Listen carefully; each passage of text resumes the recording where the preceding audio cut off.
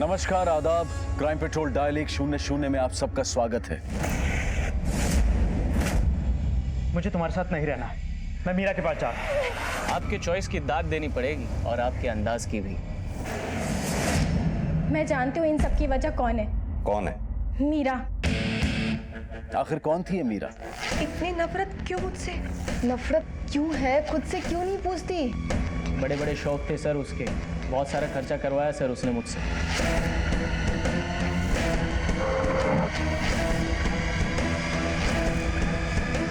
Maheshwari dump yard से जो हमें ब्लड मिला था उसका ब्लड ग्रुप बी पॉजिटिव है, जो शायद मीरा के ब्लड ग्रुप से मैच करता है।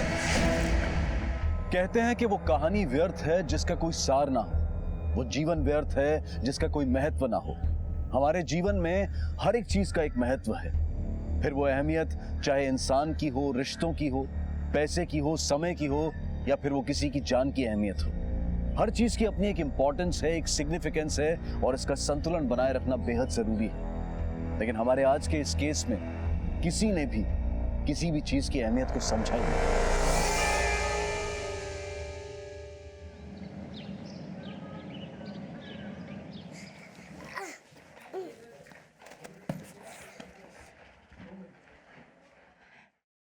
मधु बेटा, क्या हुआ? आप मम्मा के बैग क्यों छुपा रहे हो? आप फिर से मुझे छोड़ के चली गई तो? नहीं बेटा, मैं क्यों तुम्हें छोड़ के जाऊंगी? अभी अभी तो आई हूँ मैं आपको छोड़ के कहीं नहीं जाऊंगी। सच्ची? हाँ। आप जब घर पे नहीं होते हो मेरा मन भी नहीं लगता और मुझे आपकी बहुत याद आती है। मैं तुम्हें छोड़ के कभी नहीं जाऊंगी बेटा, कभी नहीं जाऊंगी मैं तुम्हें छोड़ के।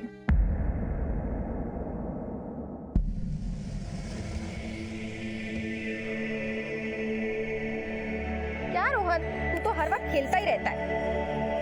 जल्दी चल घर, 24 घंटे बस खेलना। अब तो चुपचाप जाके बेडरूम में पढ़ाई कर, मैं खाना बनाती हूँ। ये शब्द हम अक्सर न्यूज़पेपर और टीवी के माध्यम से पढ़ते और सुनते आए हैं, लेकिन जरा सोचिए कि जब हमारी कोई पहचान वाला ऐसा करता है तब पूरे परिवार पर क्या बीतती होगी। आत्महत्या से सिर्फ एक व्यक्ति की जान नहीं जाती, बल्कि पूरा परिवार इससे प्रभावित होता है। हर साल दुनिया में लगभग 80 लाख लोगों की मृत्यु की वजह है आत्महत्या, और इनमें से लगभग 17% लोग भारतीय होते हैं। राहुल शीला का पति और रोहन का पिता था, उसने आत्महत्या की थी। राहुल की आत्महत्या की वजह क्या थी? पत्नी से विवाद, आर्थिक समस्या, या फिर कोई और था उसकी जिंदगी में? उनको रोको, पापा को कहाँ ले जाओ वो लोग।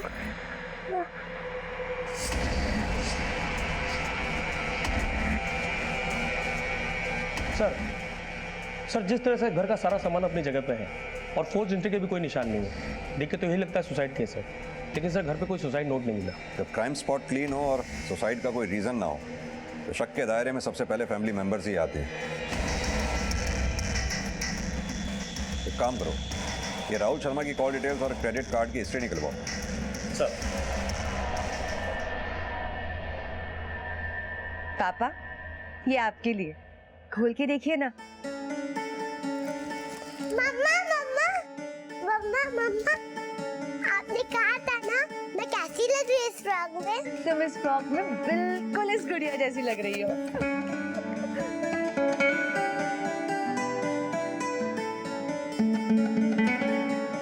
माफी माफी, मेरा फ्रॉक कैसा लग रहा है?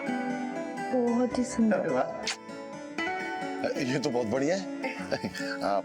अब सारा मोहल्ला मुझसे पूछेगा काशी राम नए जूते, और मैं अकड़ के कहूंगा मेरी बेटी लाई है। लेकिन बेटा ये तो बहुत महंगे लगते हैं। पापा बस 6000 के हैं, पर आपके सामने इनकी क्या कीमत? ये लीजिए, अब चाय पीजिए।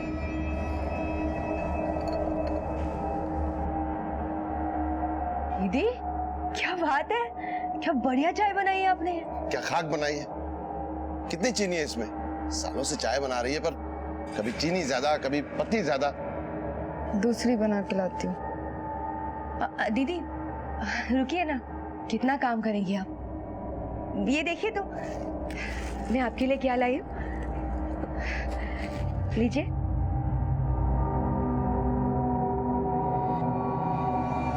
नहीं नहीं सर, मैं इस सुसाइड की वजह नहीं हूँ। मैं जानती हूँ इन सब की वजह कौन है। कौन है? मीरा। ये मीरा कौन है? सर एक नंबर की कमीनी औरत, मेरी अच्छी खासी जिंदगी को तबाह कर दिया सर उसने। राहुल प्लीज ऐसा मत करो राहुल, राहुल प्लीज घर छोड़कर मत जाओ राहुल, मैं तुम्हारे आगे हाथ जोड़ती हूँ। मैंने तुम्हें बोला ना, मुझे तुम्हारे साथ नहीं रहना। मैं मीरा के पास जा रहा हूँ। राहुल, राहुल प्लीज राहुल मत जाओ राहुल। राहुल मीरा को कैसे जानता था? मालूम नहीं सर, बस इतना जानती हूँ कि राहुल ने उस मीरा के चक्कर में अपने परिवार को ठुकरा दिया।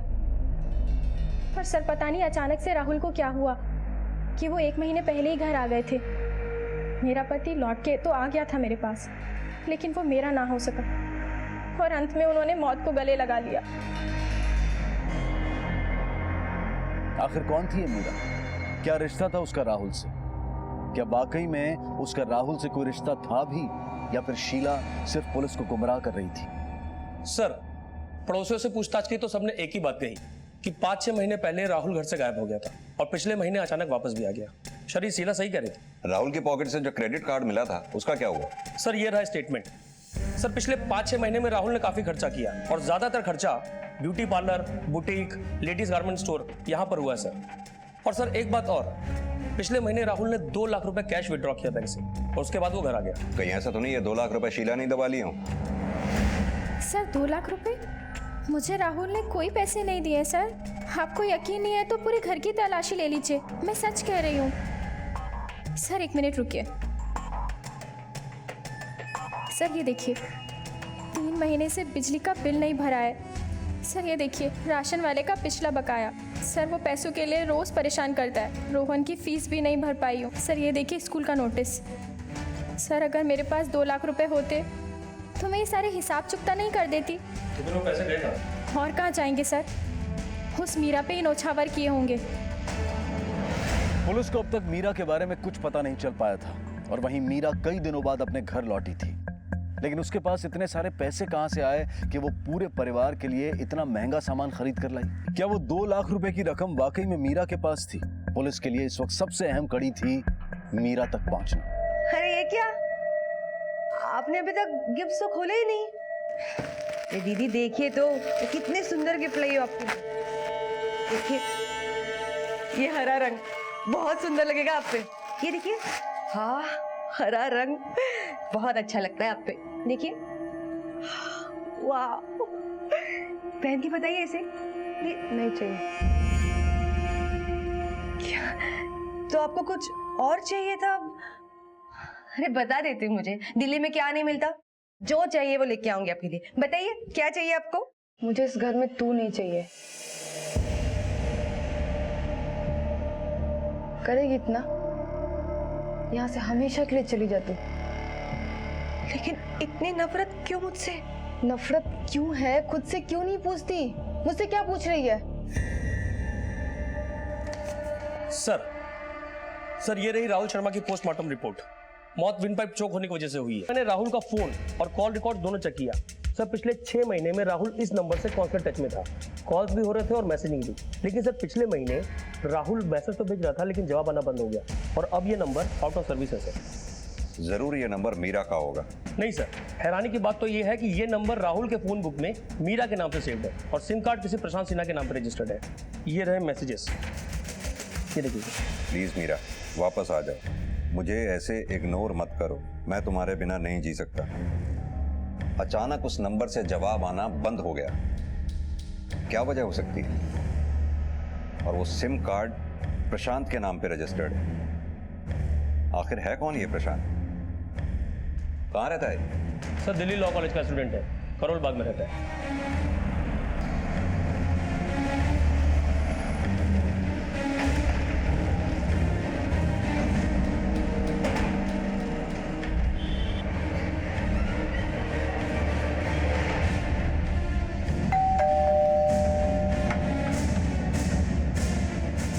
प्रशांत सिन्हा तुम ही हो? जी हाँ मैं ही हूँ। क्या बात है? मेरा तो ये नंबर है 7232857669। आप ये जो नंबर बता रहे हैं ये तो मेरा नंबर है ही नहीं। ये नंबर तुम्हारे नाम पर रजिस्टर्ड है। और राहुल ने यह नंबर मीरा के नाम से सेव किया हुआ है। राहुल से कई बार बात भी हुई है, सैकड़ों कॉल्स, अनगिनत मैसेजेस, सारे के सारे मीरा के नाम पर। कौन है ये मीरा? क्या चक्कर है? कैसे जानते हो तुम इसे? हाँ सर, शायद ये मीरा ने किया होगा। बहुत चालाक है, मेरे डॉक्यूमेंट्स यूज किए होंगे उसने। मीरा को कैसे जानते हो? सर मेरी एक्स गर्लफ्रेंड थी वो। व्हाट? तुम्हारी गर्लफ्रेंड? जी सर, करीब 1.5 साल पहले हम लोग मिले थे। ये देखिए, ये शर्ट आप पे बहुत सूट करेगा। अभी आप इंसिस्ट कर ही रही है तो ट्राई करना तो बनता है। चेंजिंग रूम बाहर।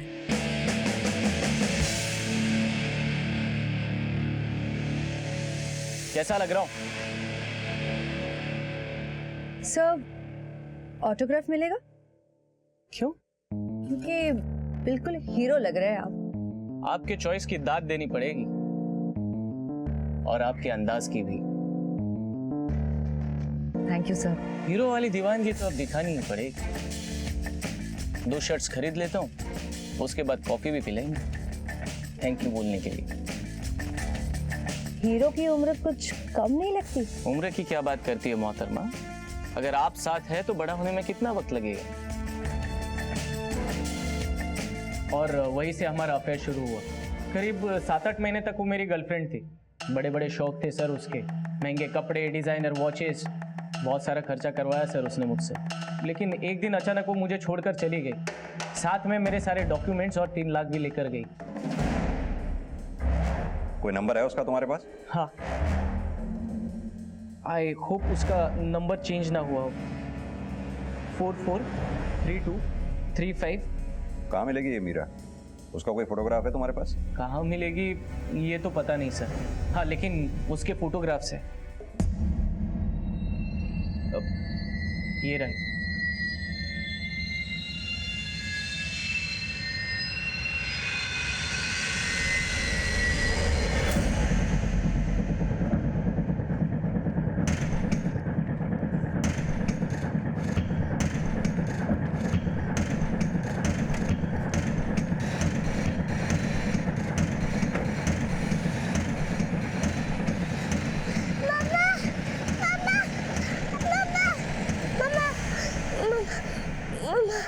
बेटा, क्या हुआ बेटा?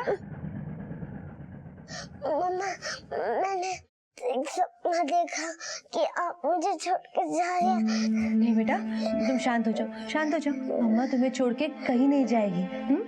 आप फिक्र मत करो, सो जाओ आराम से। देखो, मम्मा यही है।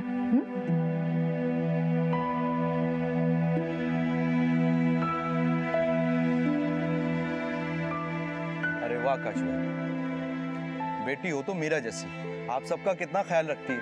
अरे सिर्फ परिवार का ही नहीं, घर का भी ख्याल रखती है। देखो, घड़ी, जूते और सोफा सेट, डाइनिंग टेबल। वाह काशी, बड़े खुश नसीब हो जो ऐसी बेटी मिली। लीजिए, पकड़ो लीजिए। अरे कितनी बार तुझे कहा है कि तेल निकाल दिया कर, तो सुनती ही नहीं। मेरा हार्ट अटैक करवा के टन पड़ेगी तुझे।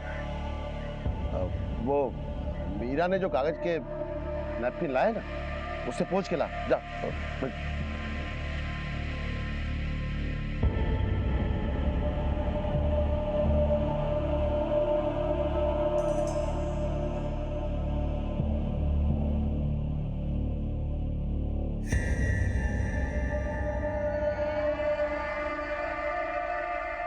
कल देता हूँ। क्या देख रहा है? यहाँ खड़े खड़े मीरा को ताड़ रहा है। तो तेरी क्यों सो लग रही है? तुझे देखने नहीं आता? चल।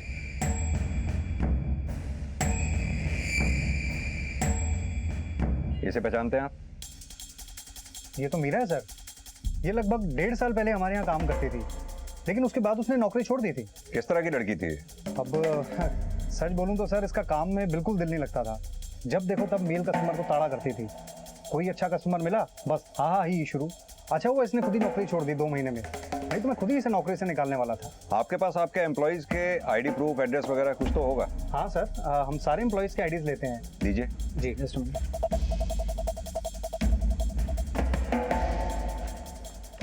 सर। ये सर,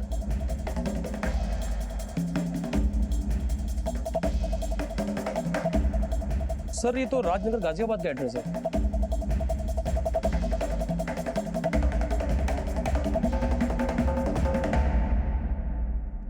एक डेढ़ महीने से मेरी कोई बात ही नहीं हुई राहुल से। मैं तो ये भी नहीं जानती कि उसने सुसाइड कर लिया। लेकिन राहुल की बीवी का ये कहना है कि उसने सुसाइड आपकी वजह से किया है। सर, किसी के कह देने से क्या होता है? राहुल ने आपको इतने मैसेजेस किए, इतने कॉल्स किए, आपने एक भी कॉल का जवाब नहीं दिया। यहाँ तक कि राहुल से बात करने के लिए जो नंबर आप इस्तेमाल कर रही थी वो प्रशांत के नाम पे रजिस्टर्ड था।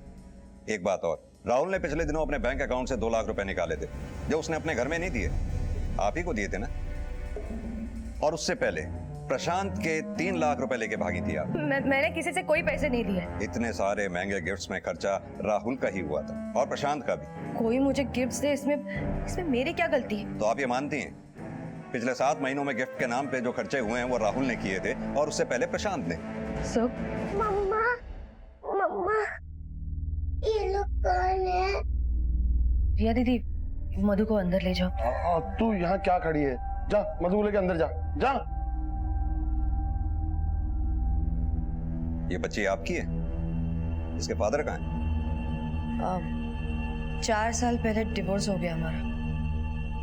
देखिए साहब, मेरी बेटी किसी से पैसे क्यों लेगी? आपको जरूर कोई गलतफहमी हुई है। ये तो खुद दिल्ली में एक बड़ी कंपनी में मैनेजर है। मैनेजर नहीं है, सेल्स गर्ल थी ये। और एक सेल्स गर्ल की सैलरी में इतने महंगे गिफ्ट्स नहीं आ सकते। इनमें जो खर्चा हुआ है वो राहुल का हुआ है और उससे पहले प्रशांत का।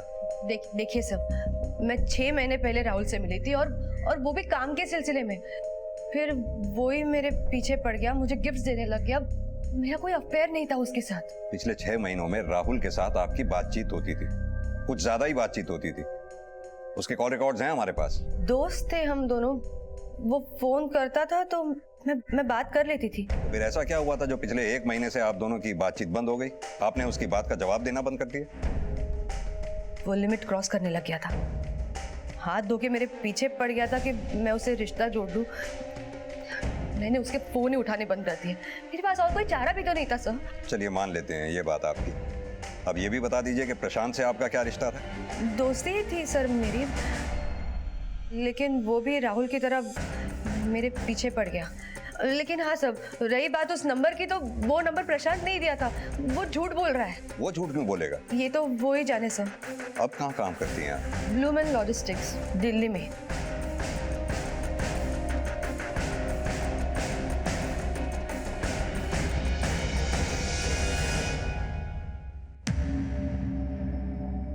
क्या हुआ? डर लग रहा है?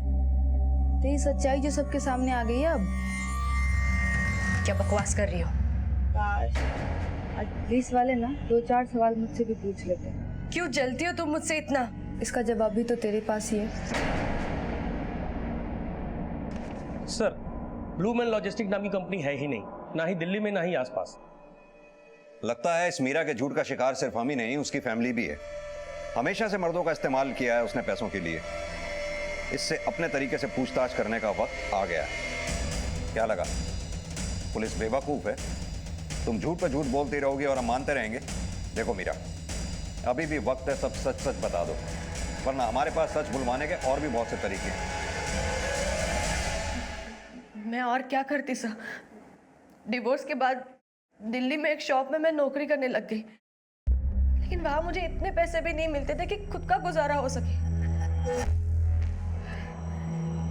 12वीं की आगे पढ़ाई की नहीं तो नौकरी कहाँ से मिलेगी? लेकिन जीने के लिए पैसे तो चाहिए ना सर। शॉप में मेरी मुलाकात प्रशांत से हुई। कैसा लग रहा हूँ? सर, ऑटोग्राफ मिलेगा? वो लट्टू हो गया था मुझ पे। मैं भी जान गई थी कि मैं खूबसूरत हूँ और मर्द मुझ पे पैसे उड़ाने के लिए तैयार है। प्रशांत और राहुल दोनों के साथ मेरा रिश्ता था। प्रशांत को मैंने इसलिए छोड़ा क्योंकि वो अमीर बाप का बेटा था। वो जल्दी चीज़ों से बोर हो जाता था सब। मुझे डर लग रहा था कि कहीं वो मुझे भी कुछ दिनों में ना छोड़ दे, और मैं किसी की ठुकराई हुई औरत बन के नहीं रहना चाहती थी। और राहुल, उसे छोड़ने की क्या वजह थी? क्योंकि उसने मुझसे झूठ कहा था कि वो शादीशुदा नहीं है। तुम शादीशुदा हो, तुम्हारा एक बच्चा भी है, तुम तुमने मुझे बताया तक नहीं। मीरा, मैं तुम्हें खोना नहीं चाहता था, इसलिए जब तुमने मुझसे पूछा कि तुम शादीशुदा हो या नहीं तो मेरी कुछ समझ नहीं आया। मैंने बोल दिया कि हाँ मेरी शादी नहीं हुई है, मैं सिंगल हूँ। और तुमने क्या सोचा कि मुझे कभी पता नहीं चलेगा? मैंने तुमसे पहले ही कहा था राहुल कि मैं शादीशुदा लोगों से संबंध नहीं रखती। तो तुम बस चले जाओ यहाँ से। नहीं, प्लीज मीरा, मेरी बात सुनो। मैं तुम्हारे लिए अपने बीवी बच्चों को छोड़ दूंगा। तुम जैसा कहोगे मैं वैसा करूंगा। मीरा, आज तुम उन्हें छोड़ रहे हो, कल किसी और के लिए मुझे छोड़ दोगे। नहीं मीरा, जैसे मर्दों का कोई भरोसा नहीं है राहुल। तुम तो यहाँ से नहीं जाओगे, मैं ही तुमसे दूर चली जाती हूँ। मीरा मेरी बात सुनो। मीरा। और सर उसके बाद मैंने उसके साथ कोई कांटेक्ट नहीं रखा।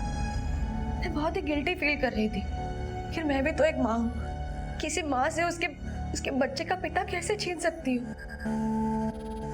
इसलिए मैंने उसे छोड़ दिया। और इसीलिए राहुल ने सुसाइड कर लिया। उसकी वो जाने सर, आप मुझे इसके लिए जिम्मेदार नहीं ठहरा सकते। देखिए सर, मैं उसके बाद सब कुछ छोड़ छाड़ के मेरे बच्चे के पास वापस आ गई थी।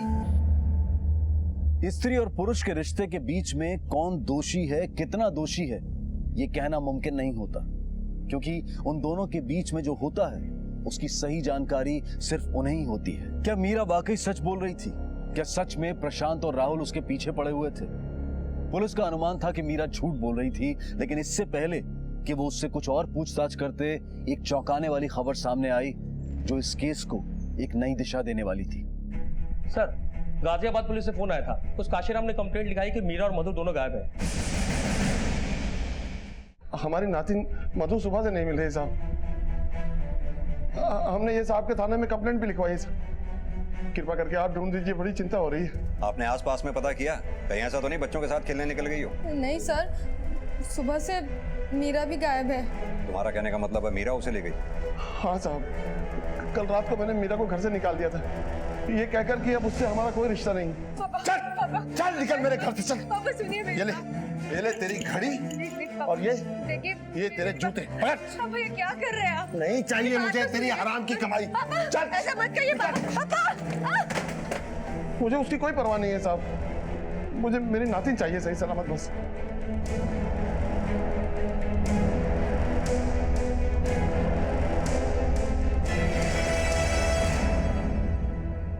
कोई लीड नहीं मिले मीरा की। मोहल्ले में भी किसी ने उसको सुबह घर से जाते हुए नहीं देखा। हो सकता है रात के अंधेरे में घर से चली गई हो। उसका फोन ट्रेस करो।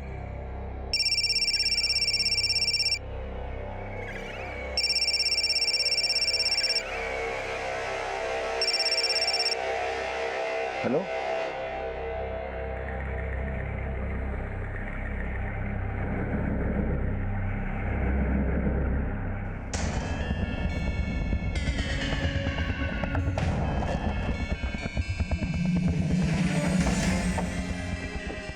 सर, मीरा के फोन की लास्ट लोकेशन यहीं की थी। उसके बाद उसका फोन स्विच ऑफ हो गया। आसपास अच्छी तरह से छानबीन करो, हो सकता है शायद कोई क्लू मिले। सर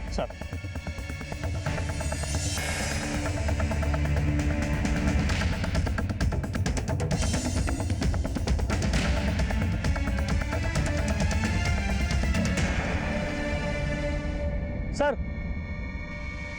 सर ये देखिए।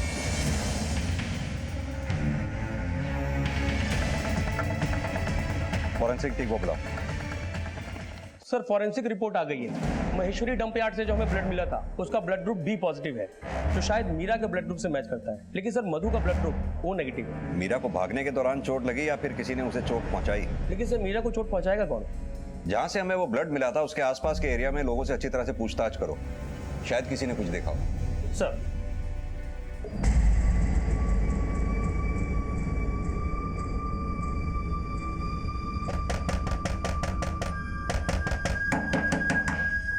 पापा सब ठीक है ना? आपने लॉक क्यों लगाया है? मैं ठीक हूँ, तू चिंता मत कर।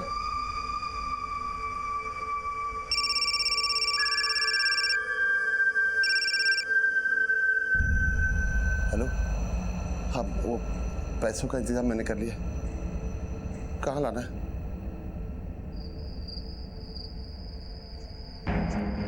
हेलो, मैं आ गया हूँ जहाँ कहा था आपने। पैसों का बैग पेड़ के नीचे रख दो। लेकिन मेरी नातिन। जैसा कहा जा रहा है वैसा करो, नहीं तो बच्ची को भूल जाओ। नहीं मैं ये देखो, हाँ रख दिया। कहाँ है मेरी नातिन? पीछे घूमो और 15 कदम चलने के बाद दाहिने मुड़ जाओ। वहाँ एक दीवार होगी, उसके पास वेट करो, तुम्हें अपनी नातिन मिल जाएगी।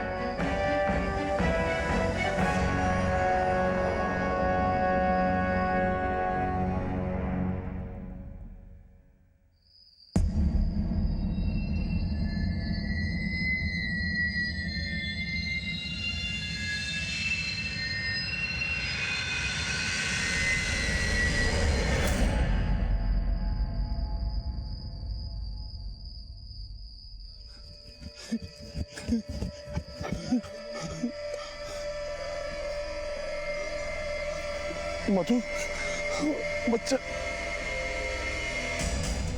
आपने अगर हमें पहले बताया होता तो शायद ये सब होता ही नहीं। मधु हमारे पास होती और किडनैपर हमारी कस्टडी में। मैं डर गया था साहब, मेरी समझ में कुछ नहीं आ रहा था। मुझे बस मेरी नातिन सही सलामत चाहिए थी। किस नंबर से कॉल आया था आपके पास? सिंह। सर, वो नंबर किसी फर्जी आईडी से लिया गया था जो स्विच ऑफ है। सिंह, एक काम करो, IMEI नंबर को सर्वेलेंस पे डालो। सर, जब मैं महेश्वरी डंप यार्ड के आसपास पूछताछ कर रहा था तो इस आदमी ने बताया कि सुबह 4 बजे के करीब उस तरफ कोई जा रहा था। क्या देखा था तुमने? मैं सो रहा था साहब, तभी किसी के भागने की आवाज़ से मेरी नींद खुल गई। मैंने देखा एक आदमी उस तरफ बहुत ही तेजी से भागे जा रहा है। उसका स्केच बनवाने में हमारी मदद कर सकते हो? साहब, कुछ तो देखा होगा। उसका कद कैसा था, उसका रंग कैसा था? साहब गेरुआ रंग का आदमी था साहब, मांग एक तरफ रखे हुए था और करीब 5 फुट 10 के आसपास हाइट थी साहब। साहब ये जो कद काठी आप बता रहे हैं ये तो बिल्कुल रघु जैसी। कौन रघु? मीरा का पति, 4 साल पहले जिससे उसका तलाक हुआ था। हाँ सर, ये वही रघु ही होगा। वो मुझे पहले ही समझ जाना चाहिए था सर। वो पहले से ही मीरा के पीछे पड़ा हुआ था, तलाक के बाद भी उसका पीछा करता था वो, और कई बार तो मैंने मोहल्ले में भी देखा उसे।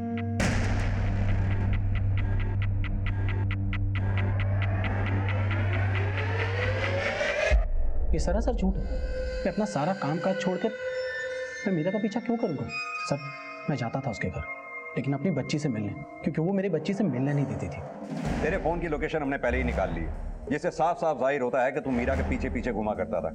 और तेरे फोन की लोकेशन के मुताबिक जहां मीरा का फोन स्विच ऑफ हुआ था वहीं तेरा फोन एक्टिव था, महेश्वरी डंप यार्ड पे। अब तू ये बता, तू वहां गया था या नहीं? हाँ सर, मैं महेश्वरी डंप यार्ड गया था, लेकिन अपने काम के सिलसिले में गया था। सर, मैं मीरा का पीछा किया करता था। सर, उसको जितने ज़्यादा मर्द पलट के देखते थे उतनी ज़्यादा वो खुश होती थी। शादी के बाद भी उसको बहुत मज़ा आता था। मुझे शक पहले ही था। मैं जानता था कि मेरी पीठ पीछे वो ज़रूर कोई छर्रे उड़ा रही होगी किसी और मर्द के साथ। मुझसे रहा नहीं गया, तो एक दिन ऑफिस जाने के बहाने मैंने उस पर नज़र रखी और उसको रंगे हाथों पकड़ लिया। और उसकी अकड़ तो देखिए, पकड़े जाने के बावजूद वो मुझे ही छोड़ के चली गई और साथ में मेरी बच्ची को भी ले गई। गलती रघु की है, वो मीरा पे शक करता था, बात बात पे उसे मारता था। अब ऐसे में वो उसे छोड़कर नहीं जाएगी तो क्या करेगी?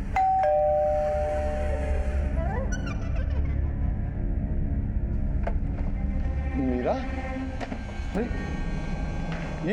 ये क्या बेटा, ये बैग? मीरा, क्या हुआ बेटा? और ये चोट? अब हाथ उड़ा रघु ने?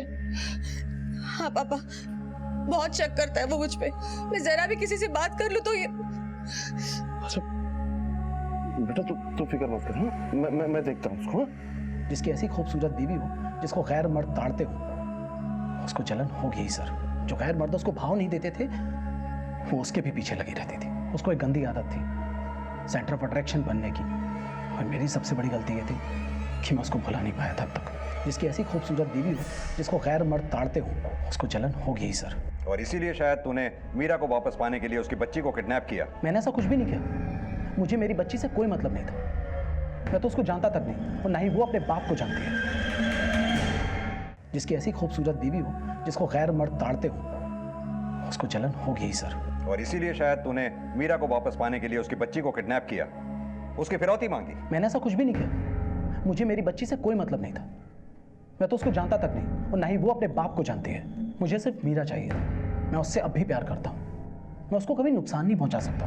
मेरी जिंदगी की सबसे बड़ी भूल थी कि मैंने रिया से नहीं मीरा से शादी की थी। सबसे बड़ी गलती थी रिया से शादी ना करके मीरा से शादी की। इसका मतलब? जी, रिया मीरा से बड़ी है।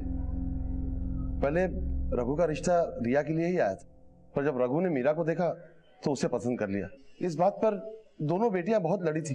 तू जानती थी ना वो लोग मुझे देखने आए हैं, तुझे क्या जरूरत थी बाहर आने की? मैं भी उस लड़के को देखना चाहती थी। तू देखना नहीं चाहती थी, खुद को दिखाना चाहती थी उन लोगों को कि देखो मैं अपनी बहन से कितनी ज्यादा खूबसूरत हूँ। अगर मैं आपसे ज्यादा खूबसूरत हूँ और अब ऐसी, तो इसमें मेरी क्या गलती है? गलती ये है कि जब तक तू अपनी खूबसूरती दिखा के मर्दों को रिझा नहीं लेती है ना, तुझे चैन नहीं मिलता है। और तू तो रघु को पसंद भी नहीं करती, लेकिन जिस तरह से उसने तुझे तार रहा था, तू जेवर मजा आ रहा था, उससे शादी की हाँ कर दी तूने। हाँ, मुझे मजा आ रहा था, कर दी मैंने हाँ, मेरी मर्जी। अगर आपको कभी ऐसा मौका मिले तो आप भी ऐसा कर देना मेरे साथ। खुश? काश तू पैदा न होती। कहीं ऐसा तो नहीं रिया ने जलन में आके मौके का फायदा उठा के मीरा के साथ कुछ कर दिया हो? हाँ सर, हमारा तो रिश्ता बचपन से ही ऐसा था, जैसे बहनें ना हो एक दूसरे की दुश्मन हो।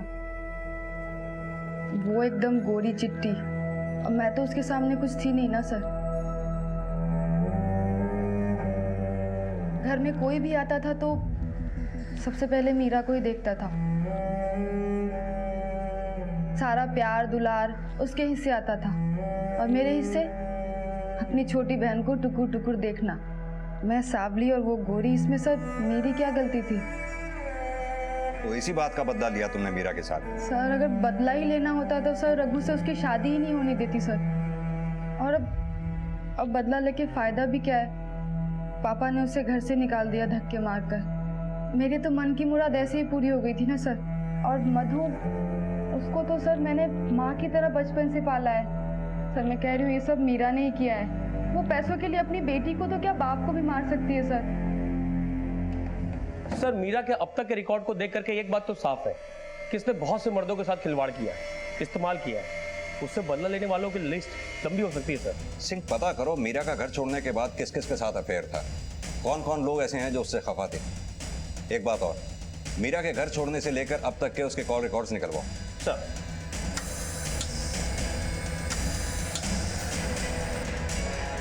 सर मीरा के कॉल रिकॉर्ड से पता चला है कि उसके फोन से आखिरी कॉल किसी मनीष पालीवाल को हुआ।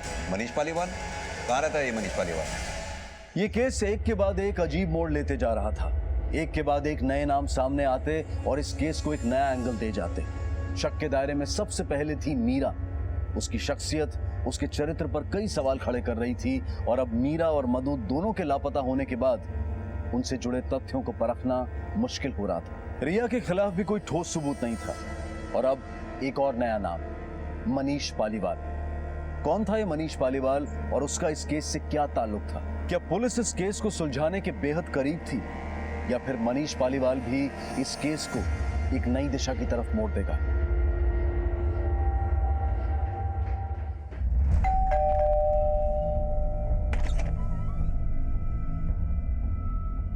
जी मनीष का घर यही है? हाँ यही है घर। कहाँ है मनीष? कल रात से घर नहीं आया। सब ठीक है ना सर? आप किसी मीरा नाम की लड़की को जानती हैं? मीरा? उसका नाम ही सिर्फ मीरा है तो वो मेनका।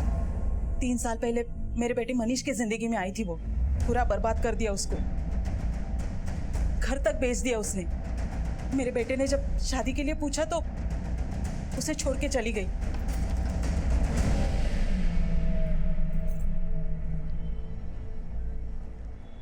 माँ, खाने को देना, बहुत भूख लग रही है माँ। हाँ हाँ ला रही हो खाना, पहले पानी तो पी ले। तूने आज फिर शराब पी? तो और क्या करूं मैं, भुला नहीं पाता हूं उसे मैं, इसलिए पी लेता हूं। यदि मुझे कहीं नजर आई ना तो गला घोट दूंगा उस मीरा का। आपको अंदाजा है आपका बेटा मनीष कहाँ होगा इस वक्त? नहीं सर। सिंह, ये मनीष कहाँ है पता करो, इसका फोन ट्रेस करो, बैंक अकाउंट्स मॉनिटर करो। सर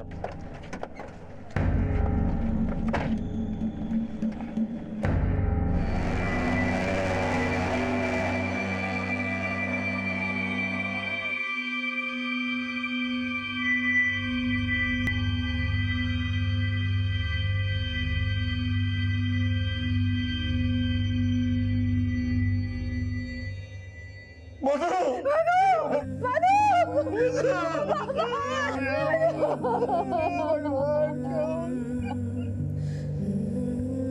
मधु की पोस्टमार्टम रिपोर्ट आ गई है।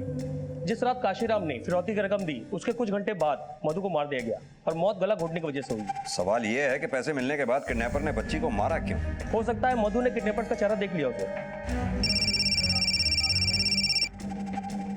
हेलो, ठीक है सर, मनीष का फोन ट्रेस हो गया है, उसकी लोकेशन मिल गई सर। चलो।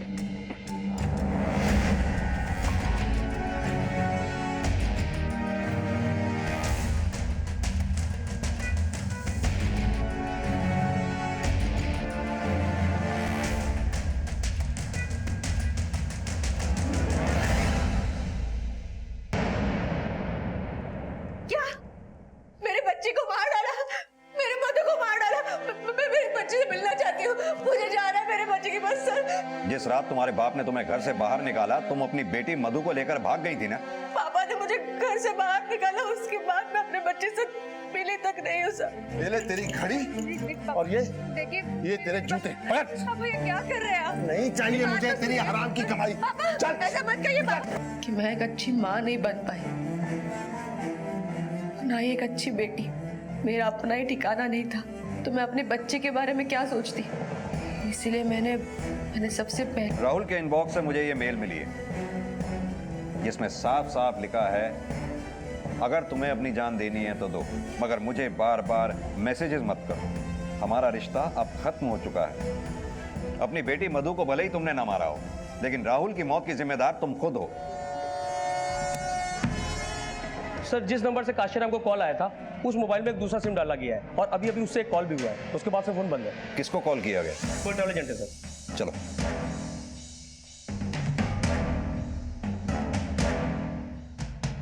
सर इस नंबर से एक आदमी ने बुकिंग कराई तो है, मुंबई की सर, प्रदीप तिवारी, ये उसका आधार कार्ड है। तो 6 बजे की है ट्रेन। सिंह नंबर नोट करो, 5486-1466।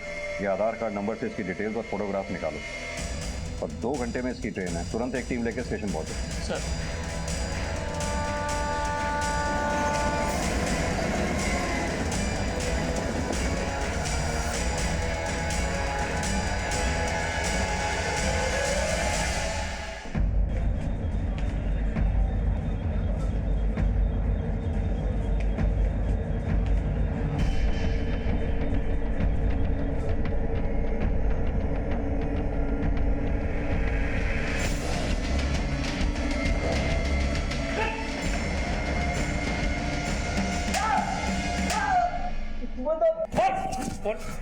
हाँ सर, तुम्हारा ही प्लान था सारा। मुझे पैसों की जरूरत थी तो मुझे लगा यही सही रास्ता होगा पैसा कमाई करने का। हमारा प्लान था मतलब? और कौन है इस प्लान में तेरे साथ? सारी उम्र बीत गई थी और मेरी शादी नहीं हुई थी। जो भी रिश्ते आते थे वो मेरी शक्ल देखकर वापस चले जाते थे। अभी बाद में तो सर वो रिश्ते भी आने बंद हो गए थे सर, और मेरे बाप के दिल से मेरी शादी का ख्याल भी निकल गया था, क्योंकि उसको घर में एक काम करने वाली मिल गई थी और मीरा की बच्ची के लिए आया। फिर प्रदीप का रिश्ता आया सर। उसने भी सामने से कुछ नहीं बोला, लेकिन एक दिन देखो, मैं तुम्हें पसंद तो करता हूँ, लेकिन सच बात यह है मेरा कारोबार अच्छा नहीं चल रहा है। मुझे पैसों की ज़रूरत है और जब तक मैं सेटल नहीं हो जाता मैं तुमसे शादी नहीं कर सकता। तुम समझ रही हो ना मेरी बात?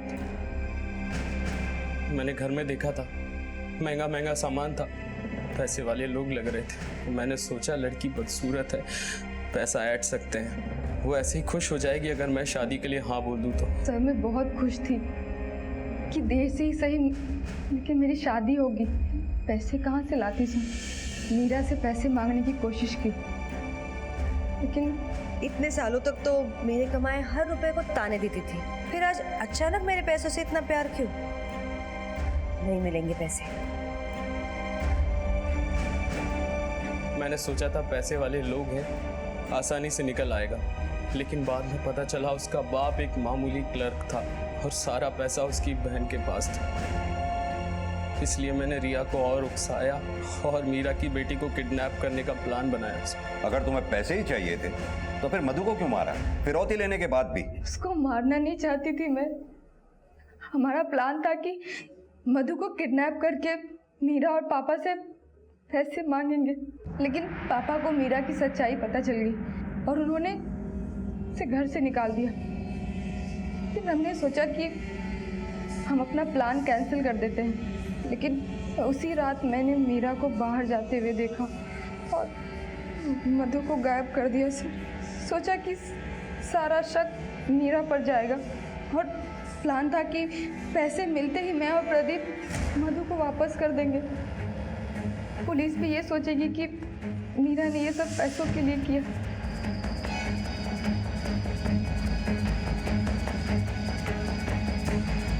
ये सब मेरी समझ में कुछ भी नहीं आ रहा था। मैंने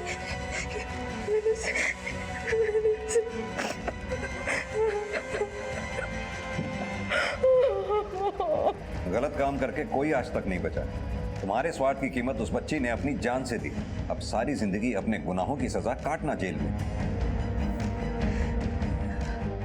जो पास था वो खास नहीं था, जो गलत था वही उन्हें सही रास्ता लगा। यहां तक कि अपनी जान की अहमियत को भी नहीं समझा और आत्महत्या जैसा गलत रास्ता चुना। मीरा, रिया, उनके पिता या फिर वो सारे मर्द जो मीरा के संपर्क में आए, किसी ने भी सही वक्त पर सही चीज को अहमियत नहीं दी। ये जरूरी नहीं है कि हमें सब मिल जाए या जो ना मिला हो उसे चालाकी से, धोखाधड़ी से छीन लिया जाए, क्योंकि क्विक मनी, शॉर्टकट और तुरंत मुनाफे जैसी कोई चीज इस दुनिया में एग्जिस्ट ही नहीं करती। इसी विचार के साथ अब मैं अनूप सोनी आपसे विदा लेता हूं। फिर मुलाकात होगी अगले एपिसोड में एक और चौंका देने वाले केस के साथ। तब तक अपना और अपने परिवार का ख्याल रखें और देखते रहें क्राइम पेट्रोल डायल 100। सबक एक को, सीख हम सबको। जय हिंद।